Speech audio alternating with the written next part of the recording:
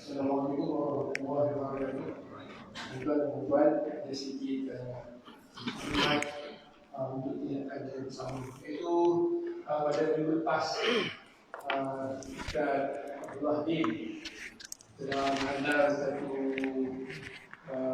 masak yang kita yang itu telah berlaku satu kejadian ribut di Rayyan dan tempat tinggal Ustaz Abdullah Din. Dia telah menghantar rakyatlah supaya dapat kita sedikit sebanyak berterima ke arah pembinaan semula rumah yang teruk rosak. Dia kata ada rumah yang total loss lah, maknanya bumbu kebanyakan bumbu rumah terbakar dan sebagainya. Jadi kalau kita dapat bantu sedikit banyak untuk meringankan beban mereka itu, baguslah. Jadi untuk itu kita telah sediakan satu tabung khas yang telah labelkan untuk bantuan mangsa-mangsa ribut di Yan. Jadi tuan-tuan dari 2-3 hari ini kita akan adakan tabung tu, lepas tu kita akan tuan dan kita tengoklah berapa jumlah yang berkumpul, kita akan hantar tabung kita juga pokok yang di tabung kita lah. Mesti tengok macam mana kata bahasa akan tengoklah sama ada cukup untuk yang tuan-tuan program berikan ataupun kalau kita perlu kita tambah, kita akan tambah, insyaAllah. Ini tabung tu akan kita edarkan, kita ada di situ di belakang tu, kita akan edarkan untuk semua orang, kalau boleh menerima alhamdulillah. Sekian, wabillahi taufiq wal hidayah. Wassalamualaikum warahmatullahi wabarakatuh.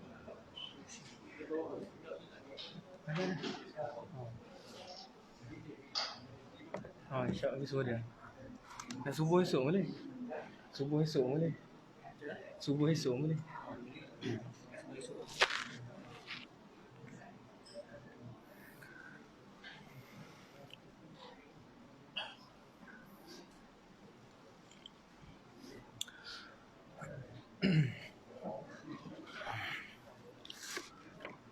Ila hadratin Nabi Mustafa Rasulullah sallallahu alaihi wasallam. Bismillahirrahmanirrahim. Assalamualaikum warahmatullahi wabarakatuh. Alhamdulillahi rabbil alamin, wassalatu wassalamu ala asyrafil anbiya wal mursalin sayyidina wa maulana Muhammad wa ala alihi wa sahbihi ajma'in. Subhanaka la ilma lana illa ma 'allamtana innaka antal alimul hakim. Qala rabbi shrah li sadri wa yassir li amri wa hlul 'uqdatam min lisani yafqahu qawli. Wala hawla wala quwwata illa billahil aliyyil azim. Alhamdulillah, pertama sekali kita panjatkan kesyukuran kita kehadrat Allah Subhanahu wa taala kerana dengan limpah kurniaan Allah, kasih sayang daripada Allah, masih lagi Allah beri kita pinjaman nyawa, masih lagi Allah menggerakkan segala tubuh badan kita supaya kita sentiasa dapat beribadat kepada Allah Subhanahu wa taala. Alhamdulillah juga kita syukur pada Allah malam ni kita dapat bertemu, yang mana selepas ni kita akan bertemu dengan Ramadan. Maka kuliah maghrib seluruhnya akan kita tangguhkan seketika, kan? Tapi Alhamdulillah pada bulan ni sempat juga saya bersama dengan tuan-tuan untuk kita meneruskan pengajian kitab Muhimmah, InsyaAllah pada muka surat yang ke-19. Betul 19 kan? Kat mana? Saya tak tanda pula tu. Hasan Basri. Qala musannif rahimahullahu ta'ala wa nafa'ana wa iyyakum bi'ulumihi fid darain amin ya rabbal alamin. Kata pengarang rahimahullahu ta'ala, dan kata Hasan Al-Basri rahimahullahu ta'ala, adakah kamu tinggalkan, yakni biarkan akan perempuan kamu itu bersuka-suka akan laki-laki yang banyak di dalam pekan, nescaya menjahatkan Allah Ta'ala akan seorang yang tiada cemburuan. Ini bagi orang lelaki. Dia kata apa? Kata Hasan Al-Basri, adakah kita biarkan perempuan yang mana di bawah tanggungjawab kita bersuka-suka di pekan, kata dia. Mana biarkan isteri anak kita ni bersuka-suka dia pekan tanpa kehadiran kita, dan tanpa pula kita rasa sifat cemburu kita kepada mereka. Nescaya Allah Ta'ala dia kata, nescaya menjahatkan Allah Ta'ala makna Allah tulis kejahatan buat kita. Kita kena, perempuan yang di bawah jagaan kita juga kena. Nampak tak? Makna Allah tulis kejahatan tu buat kita. Barang siapa yang membiarkan anak isterinya bersuka-suka dilihat oleh khalayak ramai, nescaya Allah akan tulis kejahatan tu buat dia dan juga buat kita yang membenarkan mereka melakukan kejahatan. Sampai ke tahap tu, itu sebab tanggungjawab seorang lelaki ni sangatlah besar. Kan? Nampak macam relax. Tu sebab orang perempuan dia kena taat sungguh pada suami dia. Kerana tanggungjawab ke atas suami tu sangat besar. Tanggungjawab yang mana kena pikul, bukan sekadar isteri, dan juga anak-anak kena pikul. Anak-anak ni dia terlepas apabila anak perempuan tu dah berkahwin. Bila dia menikah, maka tak ada, bukan lagi tanggungjawab kita. Tapi selama mana dia balik sehinggalah dia sebelum daripada dia nikah, maka adalah tanggungjawab seorang ayah. Kalau dalam masa itu dia biarkan anak dia suka apa semua, dilihat oleh khalayak ramai dan sebagainya, maka dosa tersebut ayah kena tanggung. Kalau nikah dah masih buat lagi benda yang sama, maka suami kena tanggung. Sampai tahap tu. Allah tulis bahawasanya kita juga melakukan kejahatan tersebut. Jadi kena hati-hatilah.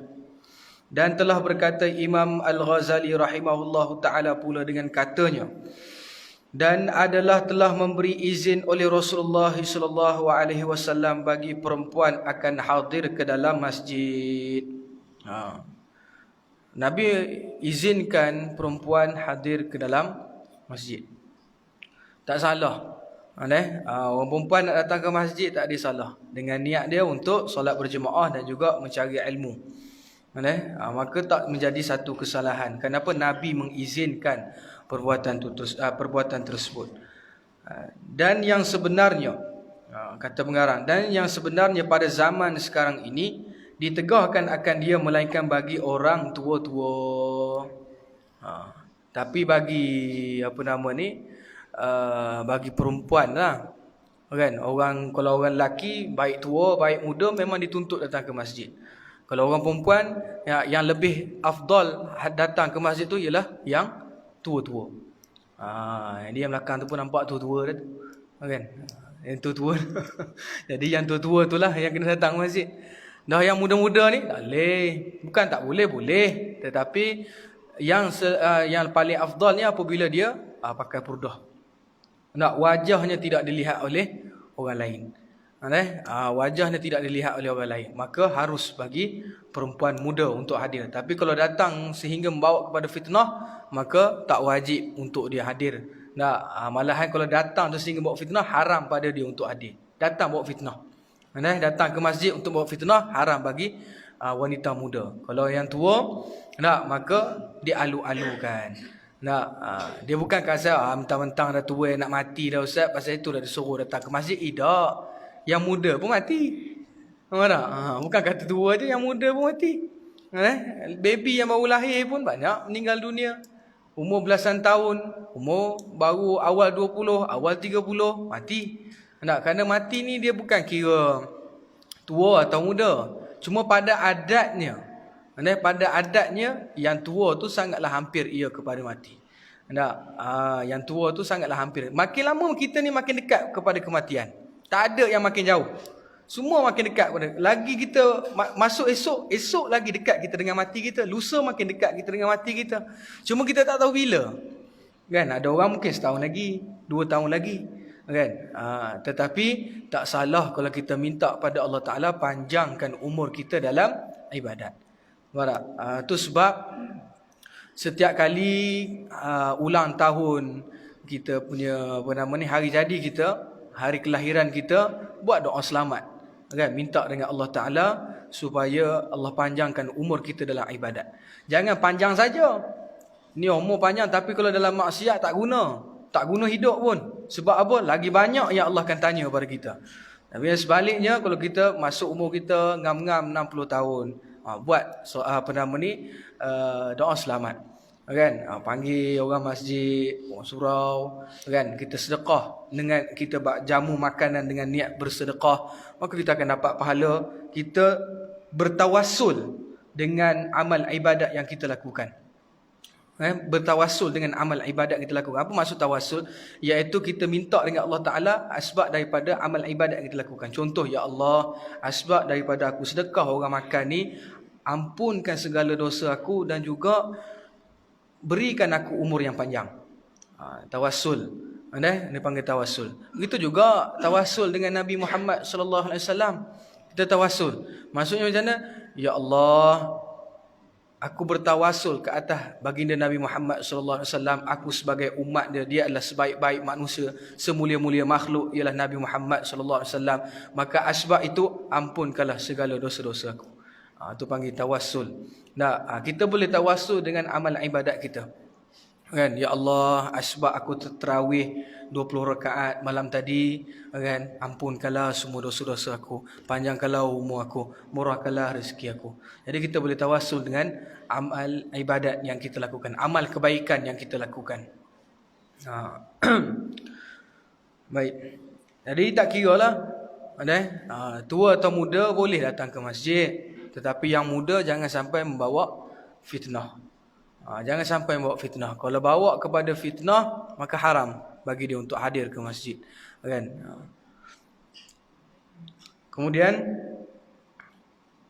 dan sungguhnya telah diwajibkan akan yang demikian itu, yakni akan tegah pada zaman sahabat Nabi SAW. Hingga berkata Siti Aisyah radhiyallahu anha. Mana peristiwa ni pernah ditegah oleh Aisyah. Aisyah pernah di zaman sahabat, Aisyah pernah berkata, Aisyah pernah tegur para sahabat. Apa teguran daripada Aisyah ni?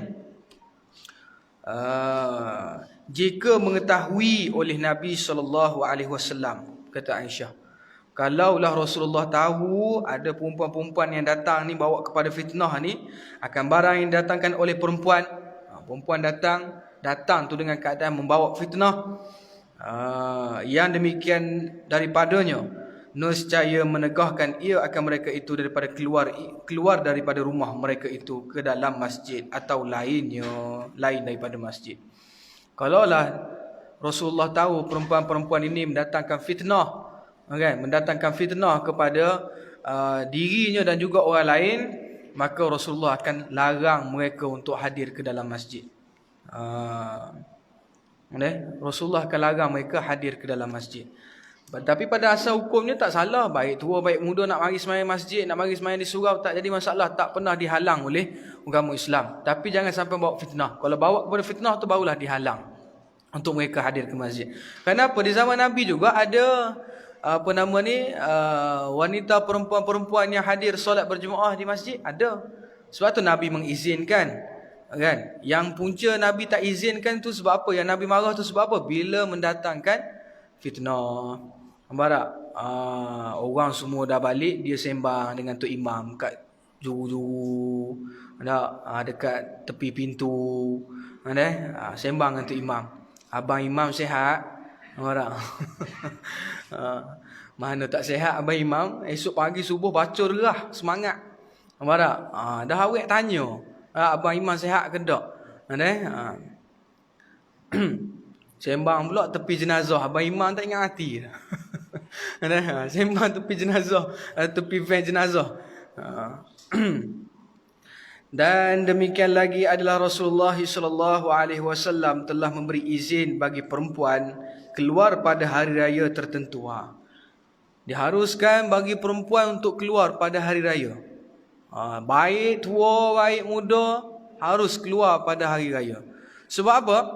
Setiap pagi raya itu, maka Allah SWT akan menurunkan rahmat dia.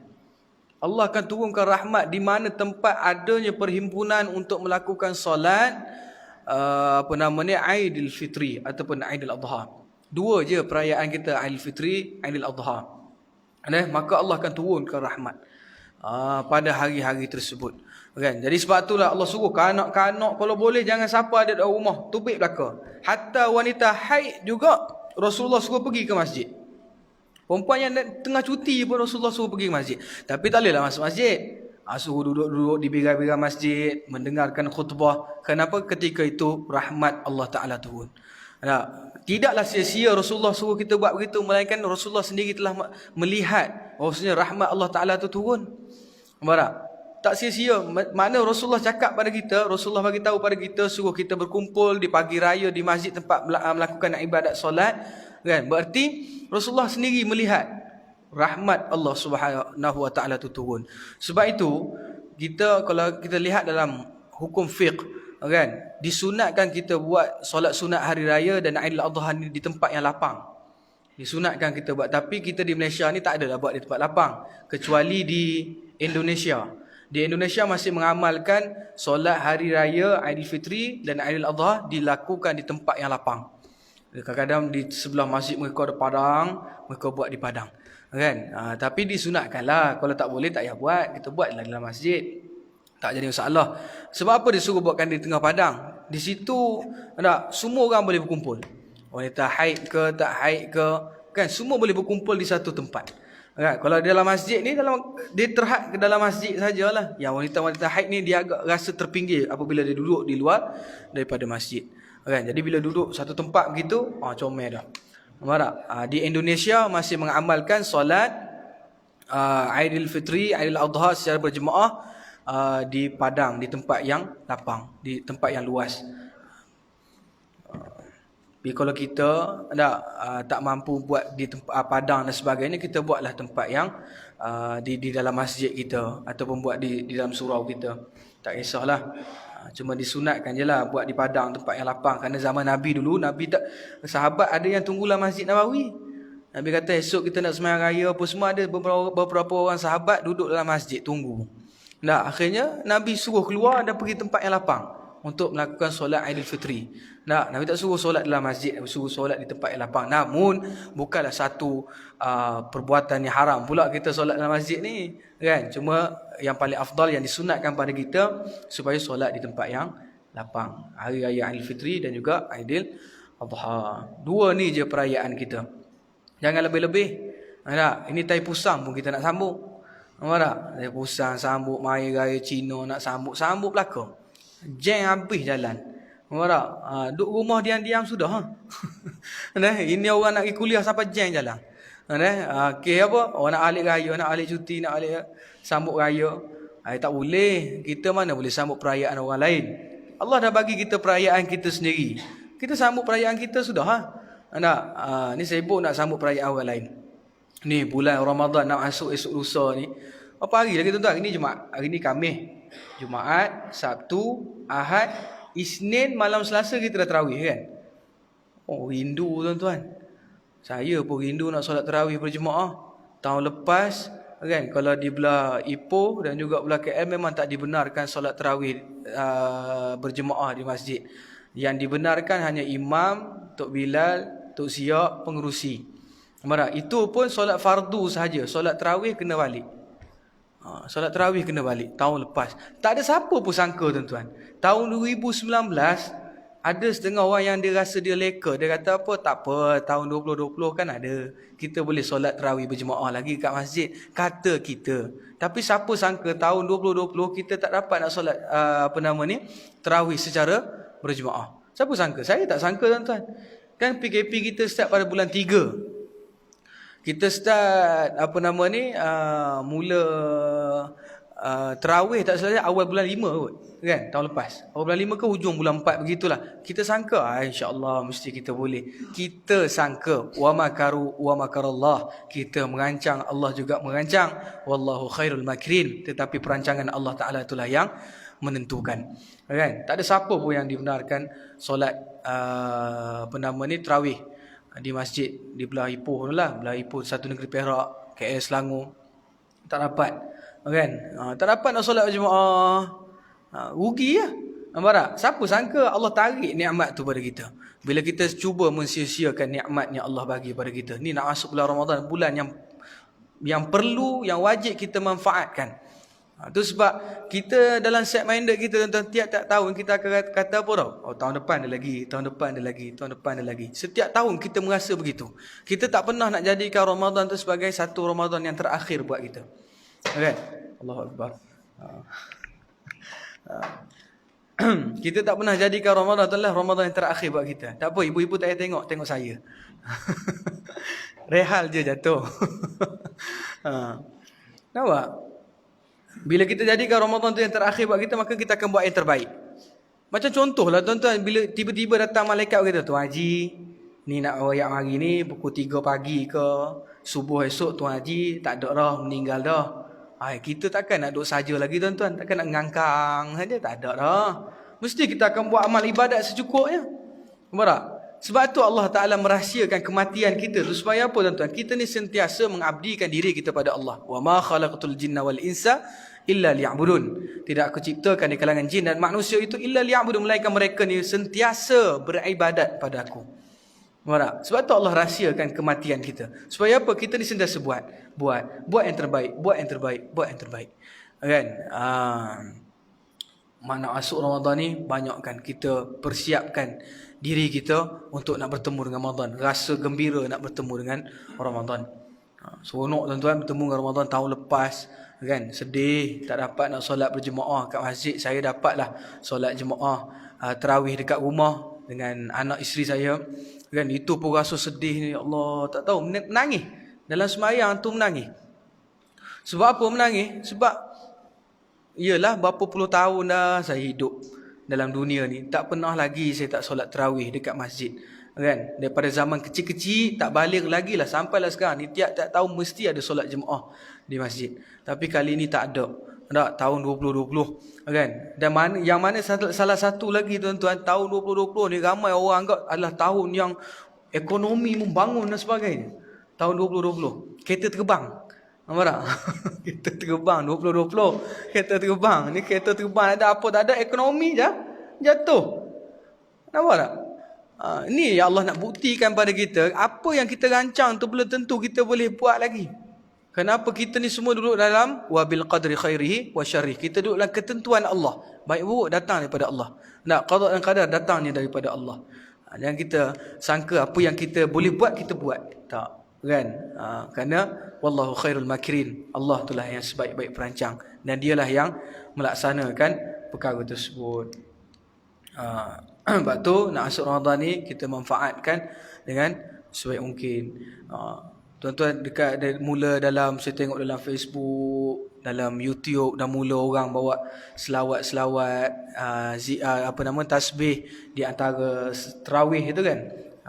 Yang selawat-selawat kita bawa tu, subhanal malikil ma'bud, subhanal malikil mawjud, subhanal malikil hayyil ladzi la yanamu wa la yamutu wa la yafutu abada. Betul ke? Betul. Saya tu imam. Bukan Tok Bilal. Lebih kurang gitulah. Tapi bila dengar dekat telefon tu, Allah, rindunya. Tapi saya rasa benda yang paling saya rasa seronok tahun ni kita dapat. Tahun ni kita dapat tarawih bersama. Dan insya-Allah saya juga akan bersama dengan tuan-tuan lagi. Muka inilah tiap-tiap tahun. Tiap-tiap kali tarawih muka ini daripada tahun 2017. Saya bersama dengan tuan-tuan. Alhamdulillah. 17, 18, 19, 20 kita cuti. Kan? 21.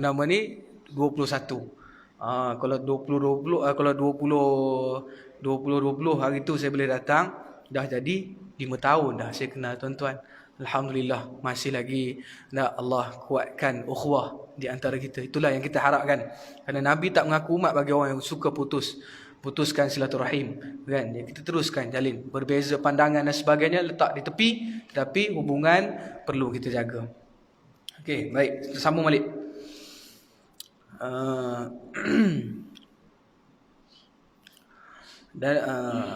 Tetapi tiada harus keluar mereka itu melainkan dengan redha suami mereka itu.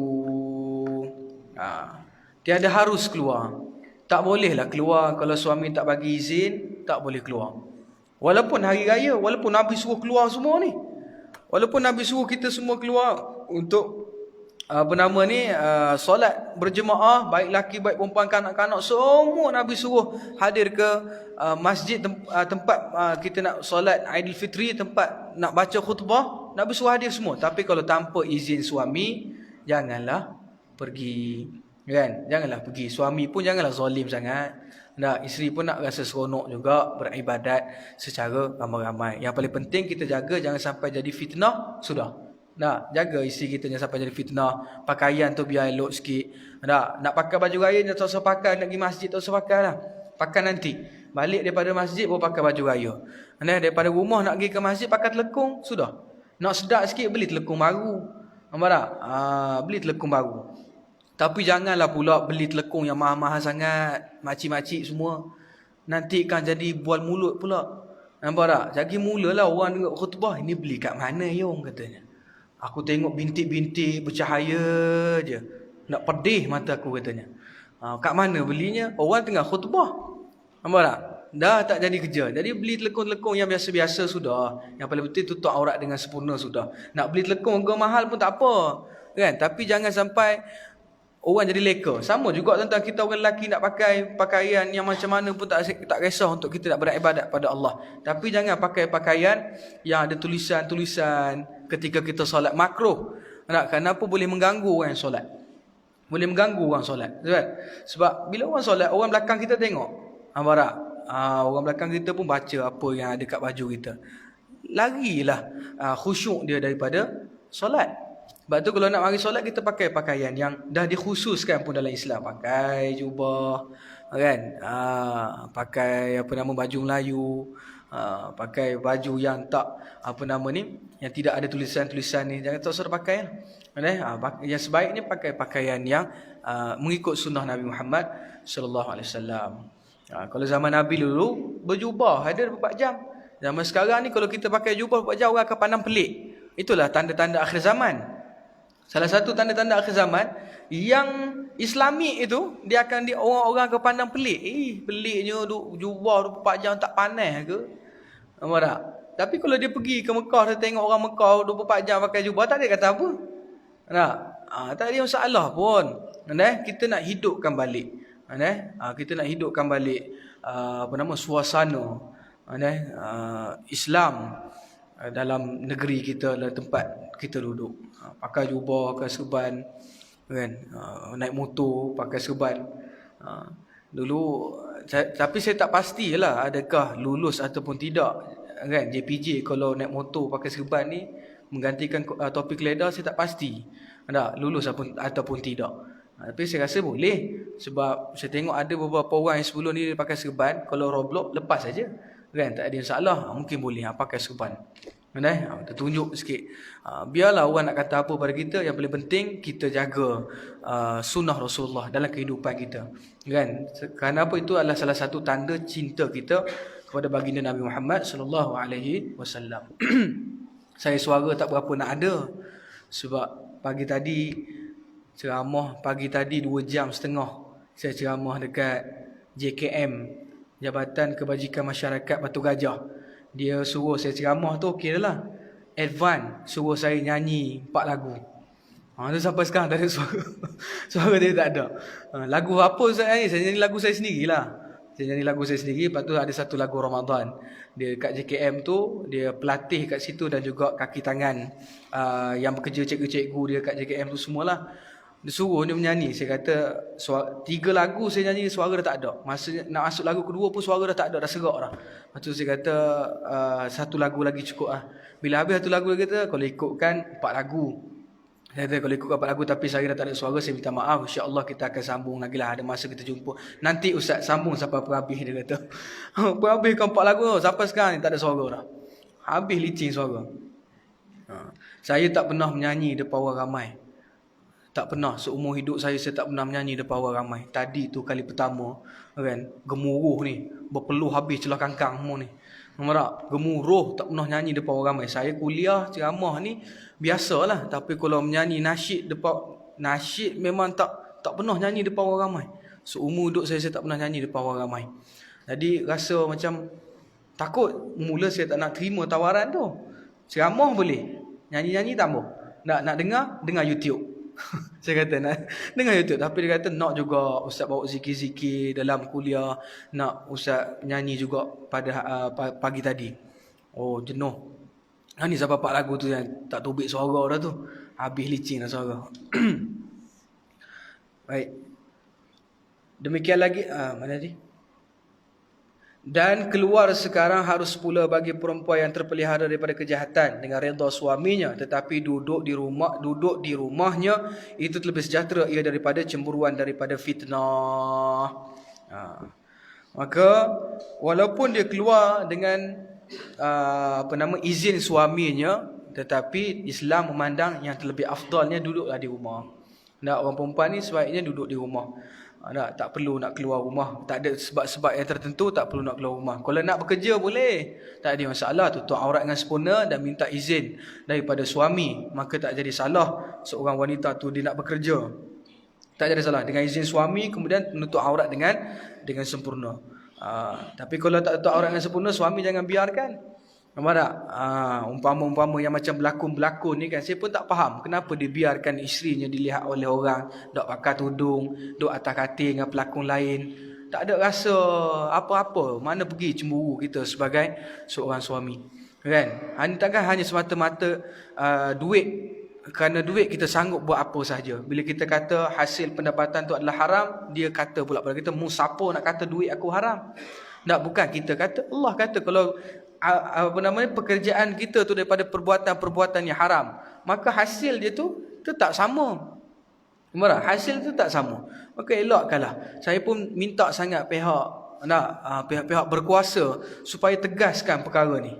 Kan? Wanita-wanita yang isteri orang, pelakon-pelakon yang tak pakai tudung ni suruh tutup pakai tudung belaka.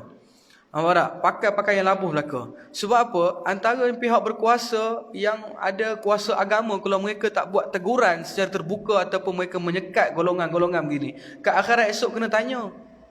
Dia tak ada kira pejabat agama ke, mufti ke apa, kena tanya belaka. Apa mu tak sekat? Sedangkan kamu ada kuasa untuk menyekat. Kenapa mu tak sekat? Marah. Kenapa tak sekat? Kena tanya kat akhirat esok. Sebab apa? Allah bagi kita kuasa. Marah. Sedangkan anak isteri kita pun Allah akan tanya kepada kita, apatah lagi setiap kuasa yang kita pegang. Sebab tu setiap jawatan kita pegang, semua Allah akan tanya. Tak ada satu pun terlepas. Semua Allah akan tanya ke akhirat esok. Sebab tu kena pastikan golongan agamawan yang ada kuasa untuk menegah perkara tersebut, tegahlah. Jangan biarkan benda ni berleluasa sampai tak jadi kebiasaan. Berat. Sampai tahap dah jadi satu kebiasaan pula. Orang lihat aurat perempuan dah jadi macam benda biasa. Tak ada apa-apa. Sampai ke tahap itu, takut-takut bala Allah Ta'ala turun pada kita, nanya kita. Kan? Allah Ta'ala turunkan bala. Adapun apabila keluar perempuan sekarang ini yang tiada takut akan Allah Ta'ala, kena pergi bermain-main dan bersuka-suka pada suatu tempat, umpamanya sama ada di daratnya atau lautnya, lagi yang tiada melihara ia akan daripada membawa laki-laki yang haila, maka memandanglah oleh laki-laki yang tersebut itu akan suatu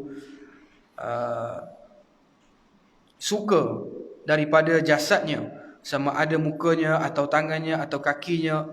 Demikian lagi ia perempuan, demikian lagi ia pun memandanglah suatu suka daripada anggota laki-laki yang sama ada hal yang demikian itu, bersuami hadir ia atau gaib atau tiada bersuami, maka adalah segala perempuan seperti yang tersebut itu di dalam laknat Allah Ta'ala.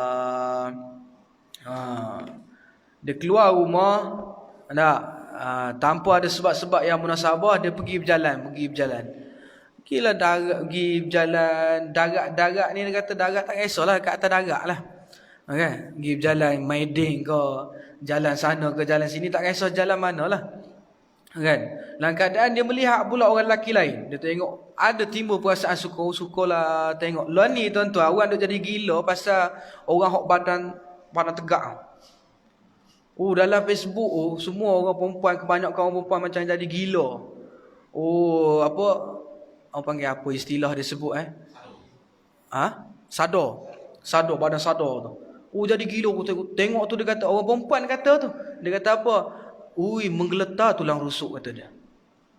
Menggeletar tu lah busuk. Mana seronok benar tengok orang lelaki badan gitu. Orang lelaki yang bawa kepada fitnah begitu. Nah, memang orang lelaki aurat dia hantar ke pusat dengan lutut. Tapi sebab dia tayang tubuh badan dia ni, yang ketul-ketul ni, nah, dengan hasrat dia supaya orang perempuan memuji tubuh badan dia dan sebagainya, maka hukum dia tak haram. Walaupun dia laki-laki, aurat dia pusat dengan lutut je. Saya pun tak faham. Nampak tak? Kenapa ada orang yang apa nama ni nak munak badan sadar mu punya pasal? Nampak tak? Ustaz dengki lah tu badan tak sadar. Tak, aku tak dengki pun. Bukan masalah dengki ataupun tidak, tapi asbab perbuatan mu tu boleh membawa kepada fitnah orang lain. Asbab dia tu bawa fitnah orang lain. Sama juga macam perempuan masukkan Facebook gambar tak bertudung. Nampak tak? Gambar tak bertudung, pergi berjalan sana, pergi berjalan sini, tak pakai tudung, tak tutup aurat dengan sempurna. Lepas tu mengharap pujian. Dia mengharap pujian daripada orang laki-laki. Orang lelaki kata, comel mu. Kemah molek comel, nampak mata mu. Dia nak orang puji dia. Nampak tak? Bila dia nak orang puji dia, itu membuatkan timbul fitnah. Dan inilah salah satu punca Allah kan laknat. Bukan kata Allah Ta'ala saja, dan Rasulnya, Rasul juga akan melaknat. Dan melaknat pula oleh segala malaikat. Malaikat juga melaknat. Masuk melaknat ni macam mana? Malaikat laknat ni, malaikat akan berdoa pada Allah, ya Allah, laknatlah si fulan, laknatkanlah si fulanah ni, laknatkanlah si fulanah ni. Dia bawa kepada fitnah, laknatkanlah si fulan ni kerana dia bawa kepada fitnah. Tak usah duk tunjuklah badanmu sadar, kamu apa, kamu punya pasal lah. Tapi jangan sampai membawa kepada fitnah. Apa tujuan nak tunjuk badan pada orang? Apa tujuan nak tunjuk badan pada orang? Tak ada sebab. Tak ada sebab yang munasabah. Lainlah kalau mau pergi perang, kau tak apa. Pergi perang, nak takutkan musuh, dia pun pecah baju dia macam hak. Cerita hak tu. Hak badan jadi warna hijau. Badan macam-macam. Dia buka, orang tengok pun gerun. Tak apa. Dengan niat dia begitu tak apa. Tapi kalau dia bina badan dia, buat badan dia jadi sadar hanya semata-mata nak dapat pujian orang ramai, hukumnya haram, tuan. Tak boleh. Dia angkat tu bukan kerana nak kesihatan tak, tapi dia buat semua tu, dia angkat bagi badan ketul-ketul kerana nak tunjuk pada orang. Tak tengok tuan-tuan yang luar negara tu yang pakai sependa saja buat gitu. Gitu. Buat gitu pula, gini pula, sengit pala pula, tak tengok. Apa tak? Bukan ini untuk menakut-nakutkan musuh, tetapi untuk mengharap pujian orang ramai dan untuk mencari duit dengan cara membuka aurat. Hukumnya adalah haram sekalipun mu adalah lelaki. Itu sebab ulama berbeza pandangan, dan ada yang ulama berpendapat bahawasanya orang yang suka membina badan ni, kalau niat dia untuk menakutkan musuh, maka harus dia bina badan dia. Harus dia ketul-ketulkan badan untuk menakut-nakutkan musuh peperangan. Tapi kalau dia bina tu hanya semata-mata nak mendapatkan kepujian manusia, maka hukumnya adalah haram. Tuan-tuan boleh tengok pendapat tersebut kan, mengenai orang yang suka membina tubuh badan ni. Kalau kerana nak musuh tak apa, kita pecah baju musuh, tengok takut, lari musuh pasal badan sadar, badan besar, takut nak mendekati kita. Maka hukumnya adalah harus bina badan. Tapi kalau bina saja-saja hanya semata-mata nak mendapat kepujian, maka hukumnya adalah haram. Sekalipun kita adalah lelaki. Tak cukup dengan lelaki, ni ada pula orang perempuan berkata juga masuk dalam jin duk buat gitu. Campur lelaki perempuan. Kemudian dan lagi dibakar segala mata laki-laki dan perempuan memandang yang haram itu dengan bara api neraka Jahannam sepenuh-penuh matanya. Tengok sangat lelaki, dok tengok sangat perempuan, maka akan dibakar matanya. Sepenuh mata ni. Mata ni akan dibakar daripada bara api neraka. Allahu Rabbi, sampai tahap tu. Tengok tak ada masalah, tapi tengok yang membuatkan kata nak puji tu. Marah. Buat apa yang kita nak puji orang badan gitu? Puji suami kita hak perut bucik tu. Marah. Bang, perut abang ni comel molek saya tengok. Macam Doraemon. Puji suami sendiri ya. Apa puji laki orang? Tak? Buat apa dah puji? Jangan kita puji kerana ada setengah pula yang suka muji laki lain di hadapan suami dia. Perempuan macam ni lepuk dia kepala dia. Nampak tak? Puji laki-laki lain di hadapan suami. Tengok pelakon handsome, tengok pelakon yang hebat-hebat. Oh bagus. Puji laki-laki lain di hadapan suami dia. Dia tak sedar. Kadang-kadang ada suami yang simpan benda tu. Dia tak mau cakap dengan bini dia, dia simpan dalam hati dia. Tak nak isteri dia terasa dengan sikap dengan sikap isteri dia sendiri. Suami nak marah tu jadi suami tahan, simpan. Kita sebagai isteri kita kena ingat, tak usah dak buat benda yang suami jangan kita buat, jangan kita lakukan perkara yang suami tak suka. Baik. Seperti sabda Nabi sallallahu alaihi wasallam, man mala'u 'ainuhu minal harami mala illahi 'ainuhu min jara jahannam. Kali lagi, man mala'u 'ainuhu minal harami mala illah 'ainuhu min jara jahannam. Man mala'u 'ainuhu minal harami mala illahi 'ainuhu man jara jahannam. Min jara jahannam. Bukan man, min. Mula-mula tu man. Man tu barang siapa. Min tu yang kali kedua. Man mala'u tu lain. Man tu barang siapa yang mula tu. Yang dekat mala ilahi ainuhu min. Min tu. Man lain.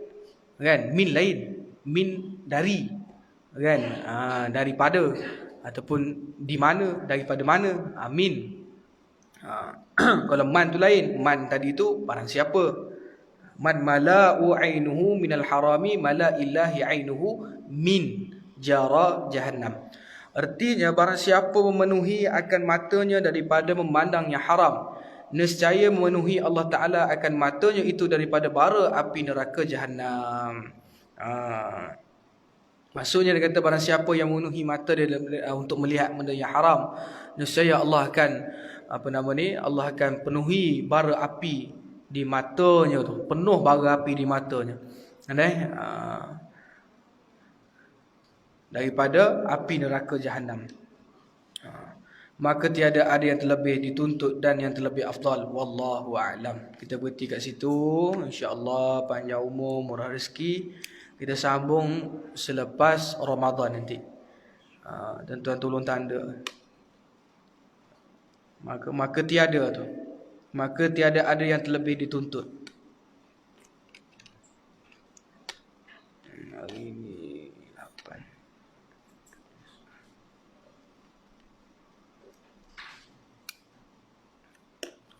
Wallahu a'lam. A'udzubillahi minasyaitonir rajim. Bismillahirrahmanirrahim. Alhamdulillahi rabbil alamin wassalatu wassalamu ala asyrafil anbiya'i wal mursalin wa ala alihi wa sahbihi ajma'in. Allahumma arinal haqqa haqqan warzuqna ittiba'ah wa arinal batila batilan warzuqna ijtinabah. Rabbana iftah bainana wa bain qaumina bil haqqi wa anta khairul fatihin. Rabbana atina fid dunya hasanatan wa fil akhirati hasanatan wa qina adzaban nar. Wa sallallahu ala sayyidina Muhammad wa ala alihi wa sahbihi ajma'in. Walhamdulillahi rabbil alamin. Assalamualaikum warahmatullahi wabarakatuh.